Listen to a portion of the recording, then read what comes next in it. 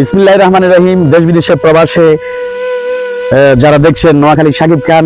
আজকে সেই রিকশাওয়ালার দোকানে এসেছি, আজকে আপনাদের সামনে কিছু তথ্য তুলে দেওয়ার জন্য। আমরা দেখতে পাচ্ছি এখানে যে ফাইভ দেওয়ার কথা ছিল, অবশেষে ফাইভগুলো দিয়েছে। আপনারা দেখেন, একটা, দুইটা, তিনটা, চারটা ফাইভ দিয়েছে। তবে ফাইভগুলো কিন্তু এখন পানি সরছে। তবে যদি আপনি সামনে দেখেন যে ব্রিজটা, যদি ব্রিজটা হয়ে যায়, এটা হচ্ছে না। তবে আমরা আশা করি এই যে এত মিছিল মিটিং, আপনারা সব জায়গায় দেখেছেন, মিছিল মিটিং বিভিন্ন জায়গায় দেখেছেন। রিকশাওয়ালার দোকানে বাঁধের জন্য এই বাঁধ কেটে দিলে পানি নিষ্কাশন হয়ে যাবে। বহুত দিকে বহুত কথাবার্তা চলছে, সোশ্যাল মিডিয়ায় চলছে। কারণ কাটেনি, এখানে একটা ব্রিজ হইতেছে, এখানে একটা বড় ধরনের ব্রিজ হইতেছে। যে ব্রিজটা হলে